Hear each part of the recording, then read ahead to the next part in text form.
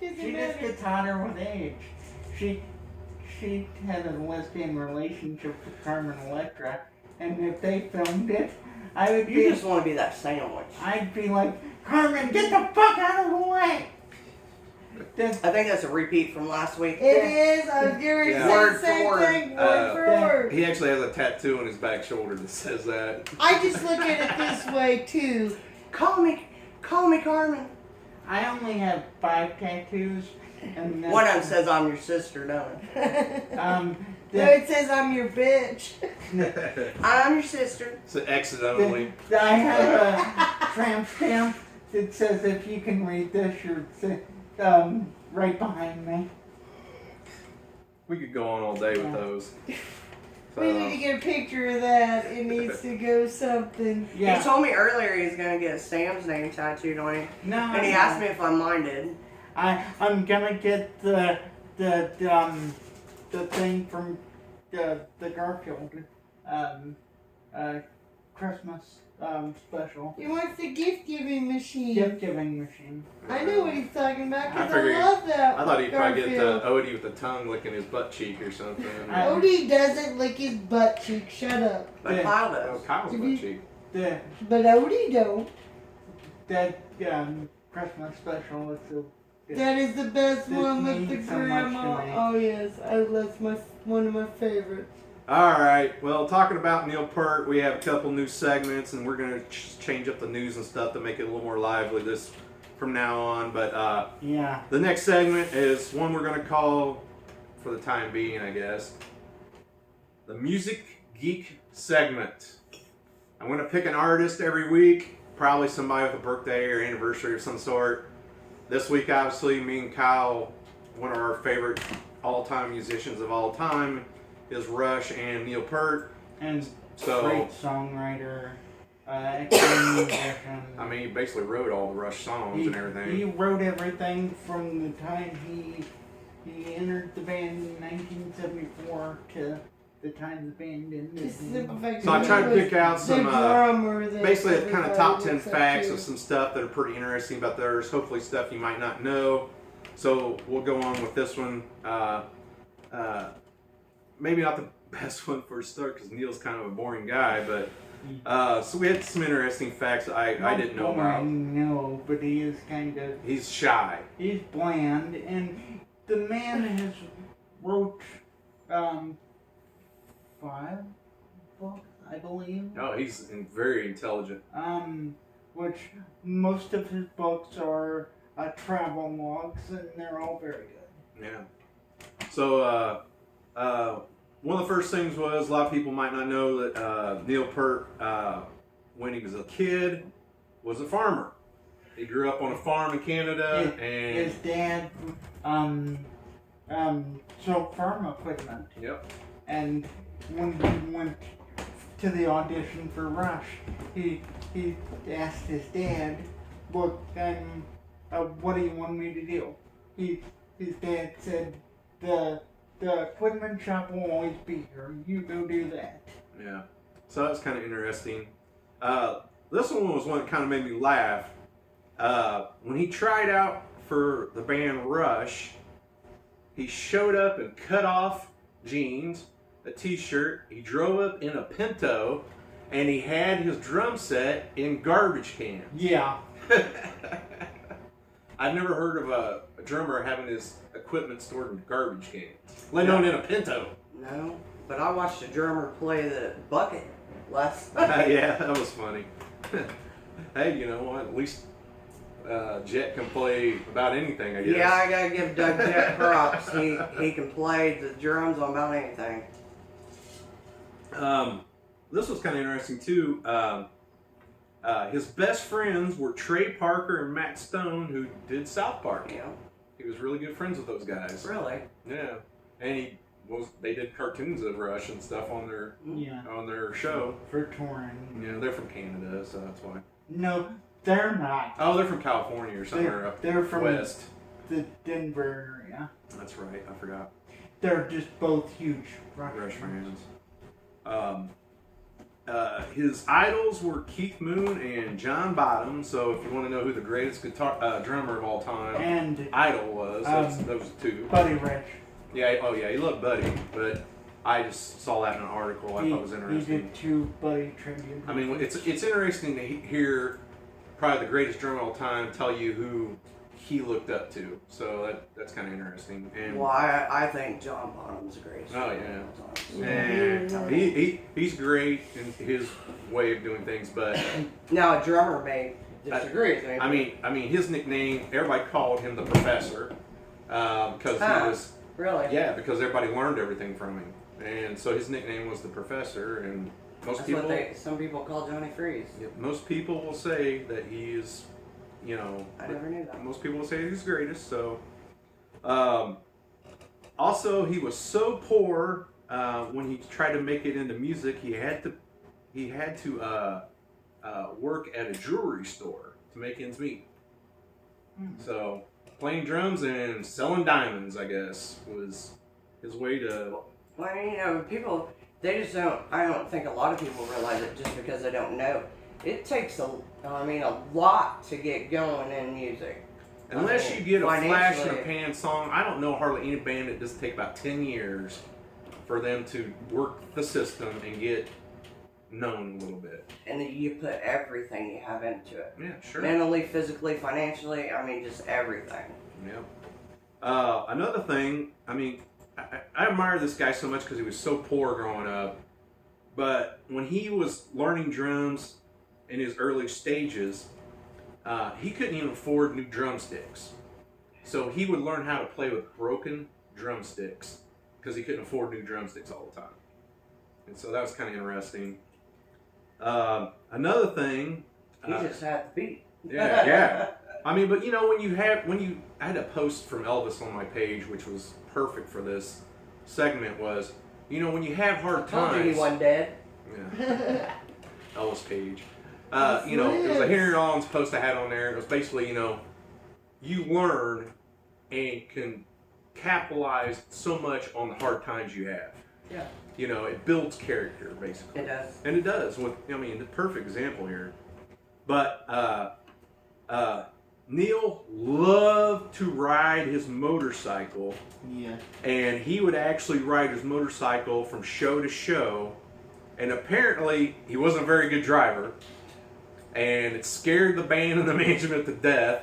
And one time, he actually wrecked his motorcycle, and he wouldn't tell anybody. And he walked with a limp for a while. Until he finally let people know that he actually wrecked his motorcycle. Yeah, and the management company insisted from then on that someone ride with him. Yeah, yep. So that's kind of interesting. That's kind of scary. Yeah, well, you know, going all over the whole country on a motorcycle all the time. I mean, geez, that's dangerous. It could be. Across the world on a motorcycle. Yeah, he loved riding his motorcycle. Steve Smith of Journey might be the key to why Neil was one of the greatest drummers. He would talk to Steve about drumming and how to be better, and Steve Smith told him you need to learn jazz drumming. And Which he did. Which he signed up for a jazz class, and he credits that for making him go through the roof as one of the greatest drummers when he started learning jazz drumming. Yeah. So you can thank Steve Smith of Journey for that. He changed his Holland style and he did a jazz style of Holland. Yeah, he could do it both ways. I mean, Yeah. That's one of the reasons I admire him. I mean, he could change the Buddy Rich style Yeah. to just rock and roll style. We actually seen him do that in concert. Yeah. He would have two sides of a drum, and we My could see that. my first 2 concerts were Rush, and he took me. Yeah. Yep. And I got to meet Rush one time, but it was kind of lame how I met him. I actually got backstage to meet Mr. Big that opened up for him. Yeah, I thought it And was they were both on Lank Records or something like that at the time. And I love Mr. it was like a quick, just like how you doing kind of thing. So, but it was at least I can say I met him. The Big Mr. Big song, The Next to Be With You. Yeah. The last show they played with Rush on that tour, Yeti came out and did that song with them. Oh, no shit. That's cool. I didn't know that. So there you go. There's something else. All right. Okay, so that. Last but not least, there's two little things left. Neil, with this thing I just said a minute ago about quotes, Neil lived by a certain quote that he always told everybody.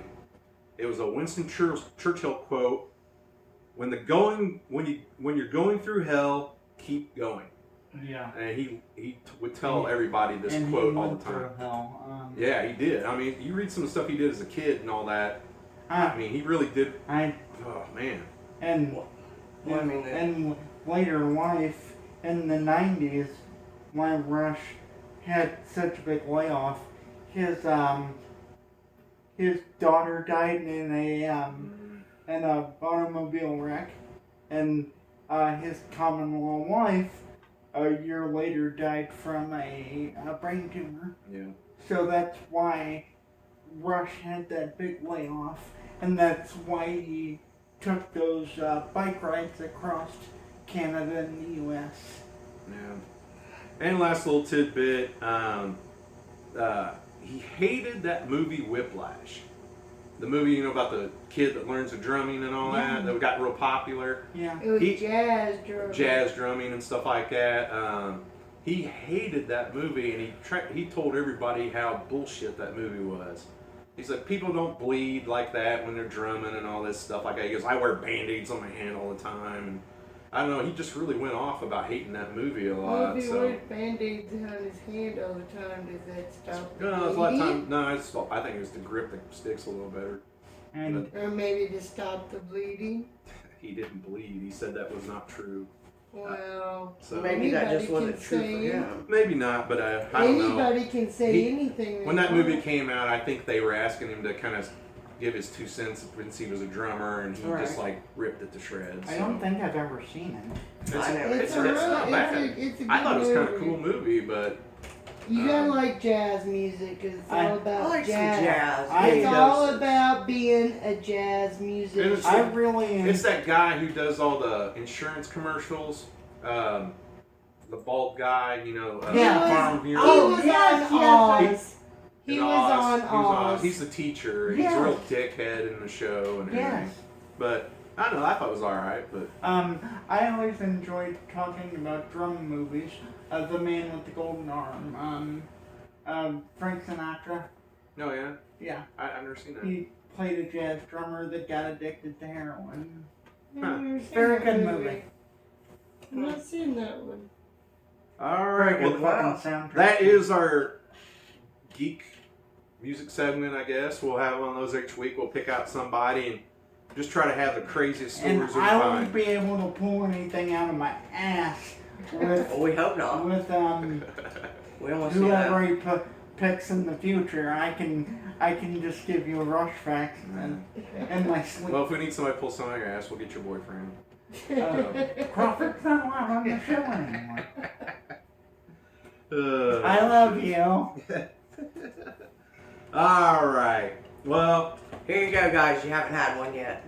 yeah, no shit. All right.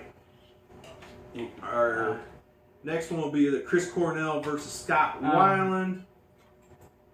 What? Oh, you want me to do your Kyle's Kyle's corner? corner. Oh, Kyle's shit. corner. You know what? I forgot to write that down. I was just hoping everybody forget. And that's like what everybody likes the most is Kyle's corner. Apparently they like it. They love, We love Kyle's t-shirt and Kyle's corner. they just love Kyle. They love Kyle. We all All love right, Kyle's Kyle. corner, and then we'll get Or to the sympathy verses. for the devil. Oh man, I wanted to buy that album this week so bad. I was looking at it. Okay. This is the 2020 reissue of Nirvana's Bleach. It's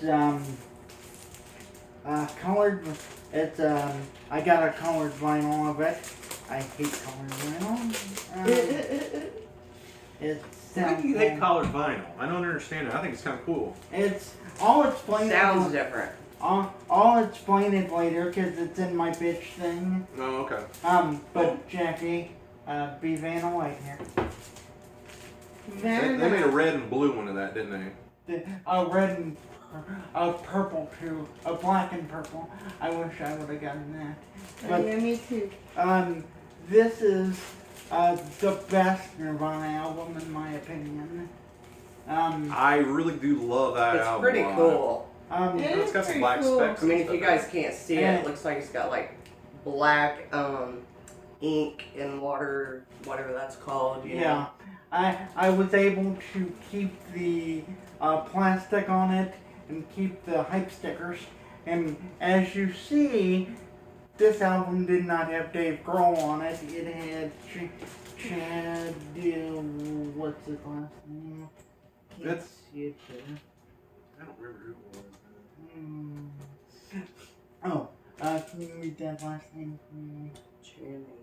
Oh, Chad Channing was the original drummer. Now, that's on Sub Pop Records? isn't Yes, it? it's Sub Pop. Hey, did you know Sub Pop Records? One of the owners of it was a guitarist of Soundgarden, Kim T.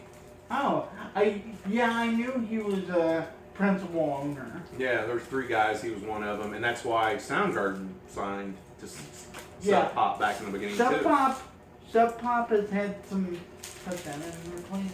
Sub Pop has had some excellent. Oh yeah, Screaming Trees and Excellent. really one of the first labels to have a lot of the Seattle bands And back in the day.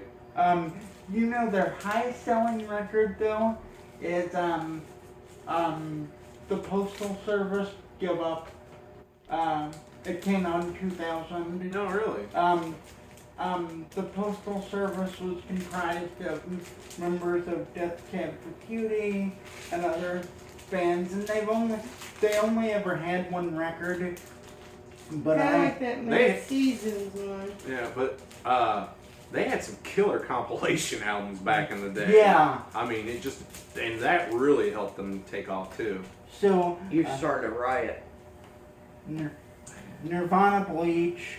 Got this from our friends at Monkey Jacks. $20, and Zach may have a copy or 2 left. But if he doesn't, I'm sure he can get it. Oh yeah, Yeah. I might have to get one of those. I was looking at that pretty hard and heavy We got this week. several comments. You gotta have Kyle's Corner. You can't leave out Kyle's Corner. Hey, I'm not leaving out Kyle's Corner. Settle down. he I have so many new segments this week. I just got Yeah. excited. DM'd me about that one because he knew I'd want it. Yeah, I'm probably gonna end up getting it. I really. Originals of that are insane. Yeah. I mean, that album is what made me like Nirvana, not Nevermind. Yeah. It was not what I actually listened to that before that. Because me and Adam were actually talking about Nevermind, and neither one of us can really listen to that record anymore. It's so much of it.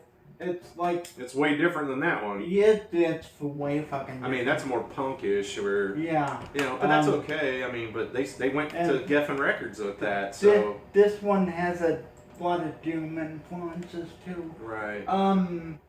But neither one of us can listen to Nevermind anymore because everything off that record's been so overplayed. Yeah, well, just like Pearl Jam 10 or Soundgarden Super Unknown. Black Album. I mean, there's I don't have to hear it. Enter Sandman ever again. right. Or Nothing Else Matters ever again. If I want to listen And to of- Metallica, I'm going to listen to Justice for All usually. Or And of something course, like that. they closed with those 2 songs the last time we saw them. Yeah, they got to give the people what they want, so that's part of it. Yeah, that's what I was just getting ready to say. Yeah. But Gotta feed the masses. there's your Kyle's Corner. I appreciate that you guys really like this, and I'm going to work extra hard on it now that I know it's very appreciated. Kyle, they Yay! love you, Kyle. You are loved. Okay, stop kissing my ass. I hate that. Nobody kisses See, your we ass are nice to except- Kyle. Until we get out the baby powder. Oh, yeah. Me and Mom were talking about the baby powder this week.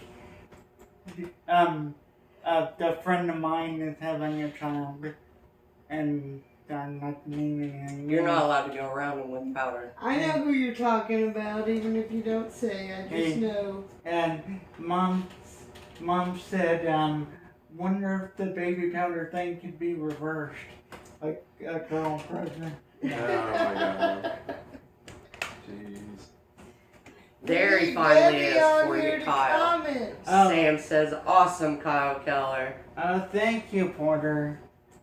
He's been waiting. Oh, Sam commented. Did he get that sticker with that Manson record? I swear I Yes. stuck that in there, but I couldn't remember. I think so. Yeah. I can't guarantee it, but I think so. There were some awesome postcards in that. Oh, I didn't even. No, that's cool. And a great big poster. Alright, let's get into the verses. This is our little segment we pick out each week where we want to start a little bit of a fight between me and Jackie. But we picked out this week Chris Cornell, Soundgarden versus Scott Weiland. No, you said audio slave. That's a big difference. Well, that No, gets he into all is. that. So, basically, it is just Chris Cornell versus Scott Weiland. Yeah, we'll tell. Because they both have so many. Yeah, they both have their little groups that they went off and did. But They both have similarities.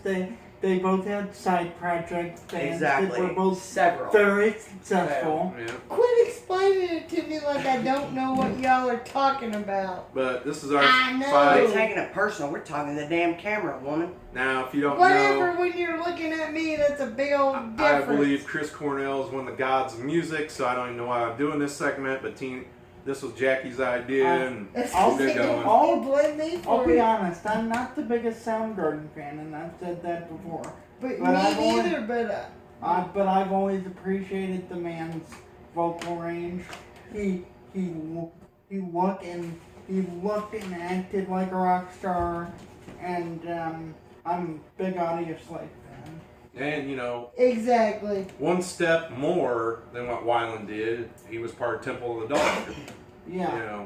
So that was, What's that got to do with it? well, him and the guys from Pearl Jam and stuff together had a really good selling record. It still sells to this day. And Where it Scott just had Doesn't two matter. You like what you things. like. And Don't it's matter. alright. recently got a vinyl reissue. Well, what do you mean? that I need to grab. Yeah, I like Scott that just one too. had two things. Yeah, Stone Temple Pilot and And Velvet Velvet Revolver. Revolver. And they both had solo stuff at least. Yeah. Okay. Let's not forget that Scott Weiland was a crooner. And he did a Christmas album.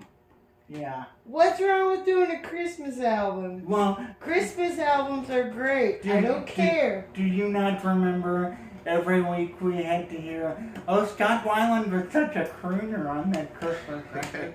I love Christmas records Look, too. it doesn't matter what anybody else thinks. It just matters what you think. That's really what it comes down to. I love the Twisted Sister Christmas album. Music. I love Christmas albums because I You always love say Christmas music is different stuff. strokes for different folks. So, hey, can't be mad at everybody. But I do judge people more by, instead of their political views and all that other stuff, by what their music collection is. So, And like I give a fuck what you think about me anyways. well, if it's, So let's we know what let's yours go. is. And the Yeah, boss I has like- spoken. Yeah, my choice is Audio Slave. Jackie, I who's your love pronoun? Chris Cornell. And that's one of the few groups she likes, Shut not in the 80s. One. Fuck you. You are a dick. I'll just jump up and flip this table. Anyways, y'all need to shut Let me up. move my cell phone. Alright, Kyle, go ahead. What you got? You got anything? He ain't got nothing. He already said what he thought, so move So, on. yes, he got it. Thank you. I basically did. I appreciate that stuff. Love them both. Absolutely love STP. Just pick one. Give me a second, goddammit. No, I'm being a bitch right now. Just pick one. When's that different from? That's the next segment. When is Tina not a bitch? Save it Scott, for the next thing we're gonna do. We got a new segment called Bitch Sessions. We're gonna get into in a minute. You don't even want me to go on there. I know. No, Tina's not allowed to participate today. Yeah, really. Scott's Velvet Revolver revitalized Scott and the Slash and that crew but Yeah, because he was getting kicked out of Stone Temple Pilot when that happened. Yeah. What happened? And Slash said in an interview, he was asked which was harder to work with, Axel or Scott, and he said Scott's harder. Yeah, actually. And it was on so drugs. weird that seeing that clip of GNR playing. I think they were playing Download. They opened with the Velvet Revolver song. Yeah, that's right. We Yeah. saw that the That other day on fucking YouTube. freaked me out. Yeah, that was weird. Yeah, whatever. But I love Audio Slave too. That's another thing, rejuvenizing everybody. But my vote is for STP. Whatever. Wow. You suck. Oh, wow. Yeah, you impressed me with that. I did not think you were going there. I have more of a relationship with the STP music. I think the record they did after Scott got out of prison, number 4, is one of the best, hands down. He was raw on that one, I think. Every song's perfect. It's wonderful. And Scott had more of a rock star thing. He was more flamboyant. That flamboyant, that's basically what I meant. He carried himself like a rock star. Okay, And- you can and- say flamboyant, and you can put David Lee Roth in that same category. Well, David Lee Roth sucks. He was so flamboyant David that Lee Scott Roth Weiland owned his own clothing company because he cared about his style What and is- stage. he It was an doesn't entertainer. matter. Yeah, but Chris Cornell didn't You give know- a shit about that. Do you know how He boring? cared about his music. He didn't care how he dressed. Do you know how Exactly, boring it is to music. go watch a band and they do nothing? It But- depends on but how. On an entertainment level. No, it depends If you're not on going how. to it for the music Well- or the lyrics, just for the entertainment, it is boring as shit. But to watch if a you're band just going stand for there. the Well, music, you that's different. You would probably, and then we're getting off into a different subject, but I'm sorry about that. No different subject. But then you would probably, if I took you to a Dream Theater show, you would probably be very bored. I don't know. No But they're- different subject. But if you're a musician and you care about, Or if you're geeky about music like I am, and that's why we love Rush and we love Dream Theater. And yeah, there were No.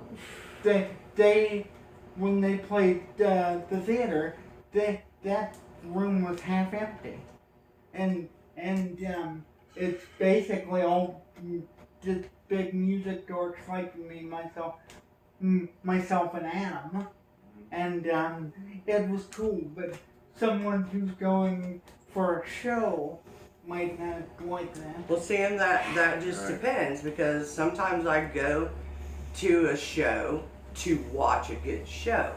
Sometimes I go to a specific type of show to get in tune with the music and, you know, No, I think go with the lyrics. Mike Mangini put a show on. Quit getting off the subject. We're talking about Audio Slave. Well, Or, No, we're not. Or We're talking about Chris Sound- Cornell or Scott Weiland. Okay, well, everybody's getting off the You subject. cannot narrow it down to those two bands. well, Yeah, if that's the versus list, then yeah, you can. no, it's not. That's not the No. verses. That's why we changed the verses No. from Audio Slave and Soundgarden Okay, to fine, you Chris got- Cornell It's just little and pieces. Scott Okay, Weiland. but then you can't be talking about a whole bunch of other you're different upsetting the people dog. without. We're talking about two specific people, Exactly. not everybody that they And that's why I like. had you change it to versus the band names to the individuals. It's because those are just And- small pieces but- of who but these for- people are. Here's Those another bands, point yeah, I it's can just- make, it's and it's a point Yeah. about the Yeah. artist. Yes, Um, and I wanted to get into who these two are. And if we're gonna get into And that segment she just made real a good quick, point. it- It's sorry. It really boils down to those two because those two were the faces of their bands. right. I love the other guys from Soundgarden, but who gives a fuck about the DeLeo brothers? But who are they? I Yeah. get it. Take her in the back. Okay, but like I said, we're getting off into different bands, Well, different people so, that aren't even the versus list. Keep it on track, people. well, when she said something about like bands that you wouldn't find interesting, They're being boring. Oh, when I said, Yeah. you know, it's boring. Keep it on track with what we're talking about. Yeah. But in that segment there, you can say, you know, Scott had Stone Temple Pilot. He had Velvet Revolver. Velvet Revolver. He had some of his solo stuff. That And was then it. Cornell had Soundgarden, Audio Slave, Temple of the Dog, and his solo stuff. So, which were all very successful too. So I mean, one up on that for that. But I just look. Me personally, Chris Cornell, Audio Slave, because that just. I look at music at what just touches my heart, touches my soul, and Audio Slave did it for me. When Soundgarden, went Temple of the Dog, went his solo stuff, it was Audio Slave. I think So I picked Chris Cornell, the Audio Slave years. That's all. get on there. Okay, and Tina's done with her segment. I'm done. So now we're going going to finish this versus. Because I'm right and y'all are wrong. No, That's all that's a that matter of matters. opinion. You already said that a minute Now ago. you see what I Exactly. you see what I live with all the time. So, Please. our opinions may be different, but that doesn't make them wrong. But music is supposed to be Now from she's the getting soul. now she's What getting And that's herself into your China. soul. Matter What of opinion. Mine may exactly? be different. Exactly. What touches your soul is what touches you, but it may not be what touches mine. Should we stop talking about touching? Kyle, Kyle's just getting because hard you're on. getting. Well, Kyle, stop getting a hard on. It's not all sexual. All right, go ahead, Jax.